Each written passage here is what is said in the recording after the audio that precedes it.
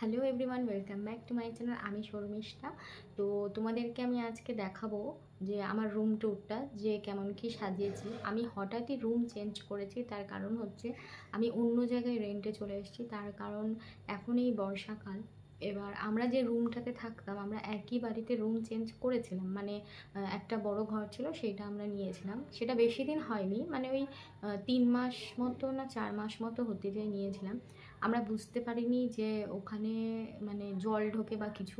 এবার যিনি বাড়িওয়ালা তিনি সামনেটা অনেকটা উঁচু করেছিল, মানে অনেকটা উঁচু করেছিল।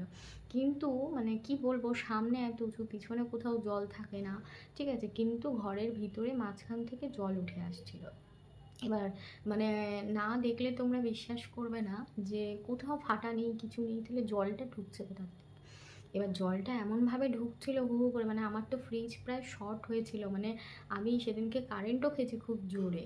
তো কারেন্ট খাওয়ার পরে মানে আমি বুঝেছি যে না, এখানে মানে, আর তারপরে ওনাদের একটু আর্থিংয়ের প্রবলেম, ঠিক মতো বাড়ির লাইনটাও কাজ করে না। ওনাদেরগুলো সব ঠিক আছে, কিন্তু নিচে যারা থাকে আর কি তাদেরই যত সমস্যা। তো যখন রুমটা আমরা ভাবছিলাম যে এখন চেঞ্জ করব না, কিন্তু সামনে যেহেতু পুজো, কিন্তু কিছু করার নেই। তো তোমাদের দাদাভাই অ্যাকচুয়ালি ছুটি পায় না। এবার এটা তো রাখি পূর্ণিমা আছে, আবার 15ই আগস্ট আছে, একদমই ছুটি পাবে না।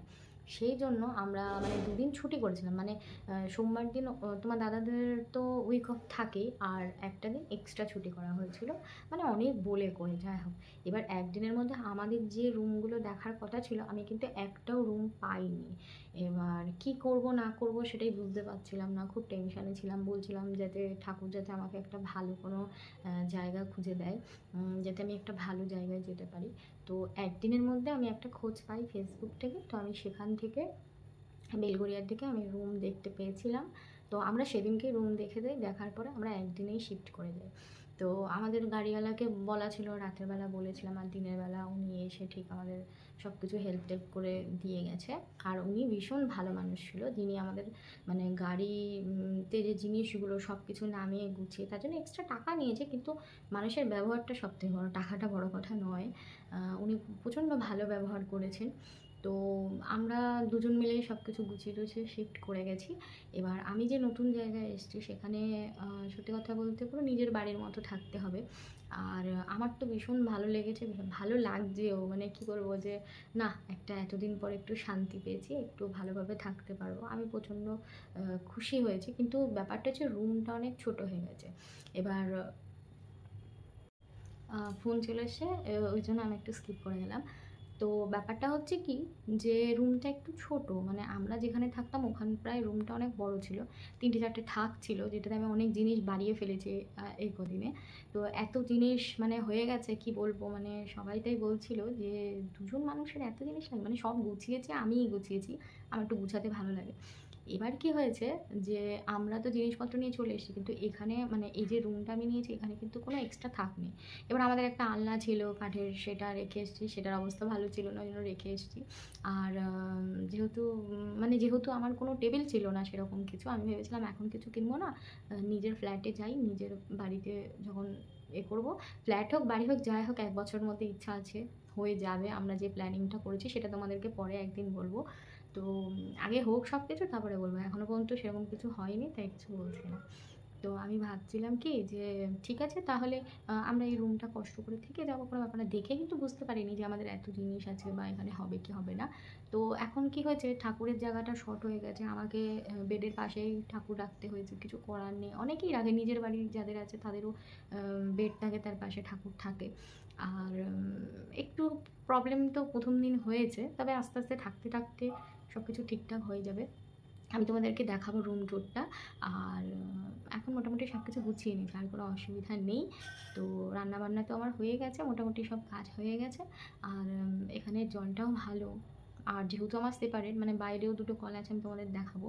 আর ভিতরেও ওয়াশরুমে বেশ ভালোই কলের সিস্টেমটা, আর রান্নাঘরে একটা বেসিন আছে, ব্যাস। এবার দুজন মানুষের সেরকম কিছু লাগে না, আর আমার বাড়িতে তো সেরকম কেউ আসে না, সেই কবে কে আসবে না আসবে তার ঠিক নেই। তো দুটো মানুষের জন্য এনাফ, তো ঠিক আছে। আমি আর এখন আপাতত কোনো জিনিস বাড়াবো না। এই জিনিস আর যত ছোট জিনিস ছিল আরও হাবিজাবি ছিল। উপরে একটা বাঙ্কার আছে, তো ওই উপরে বাঙ্কারে মানে সব কিছু তুলে দেওয়া হয়েছে। বাঙ্কারটা প্রায় অনেক বড়, তোমাদের যদি আমি দেখাই, দাঁড়াও আমি তোমাদের দেখাচ্ছি। এই যে সেই বাংকার। এবার বাংকারের মধ্যে কিন্তু অনেক জিনিস আছে, প্রায় অনেকটা জায়গা নিয়েই কিন্তু বাংকারটা, ওখানে সিঁড়ি মই দিয়ে সব কিছু তুলে দেওয়া হয়েছে। সেই গলিটার থেকে এসে সিঁড়ি দিয়ে উঠে এই হচ্ছে আমার গেট, আর এই দিকটাও আমি ব্যবহার করি, আমার বালতি রাখা আছে। আর রুমটা মানে ভিতরে ঢুকলেই সামনে বেড পড়বে, এদিকে রিং লাইট রেখেছি আর জলটা রেখেছি, আর এদিকে জুতো রাখা রয়েছে। আর এদিকে হচ্ছে ঠাকুর রাখা, ঠাকুরের আলাদা কোনো জায়গা পাইনি, ভীষণ আফসোস হচ্ছে, তবুও কিছু করার নেই, একটু কষ্ট করতেই হবে। কাকুই বললেন এভাবে ঠাকুরটা রাখলে খাটের জায়গা হবে, খাটটা যদি আমরা ঘুরিয়ে রেখেছিলাম ওই জন্য ঠাকুর রাখার জায়গা হতো না, তো এইভাবেই রেখেছি, কিছু করার নেই। আর এদিকে হচ্ছে বেডের পাশে ওই জানলাটা যেটা সেটা স্লাইডিং, আর ওখানে আমি একটু সাজিয়ে রেখেছি। আর এদিকে আলমারিটা, আলমারির উপরে কয়েকটা জিনিস রয়েছে। আর এই ফ্রিজের পাশ থেকে একটু গেলে এখানে টুলটা রেখেছি। আর এই দিকটা হচ্ছে ওয়াশরুমেও দুটো থাকে, অনেকগুলো জিনিসপত্র ছিল, সে আর জায়গা হচ্ছে না, রেখেছি। আর দুটো জানলা রয়েছে, বেশ হাওয়া বাতাস বেরাবে, কোনো ব্যাপার নেই। আর ওখানে পটি প্যানটা দেখালাম না, পটি প্যানের ওখানেও হাওয়া বাতাস বেরোনোর জায়গা আছে। কেমন একটা লাগে পটি প্যান দেখাতে, থাক, ওটা তোমাদের দেখতে হবে না।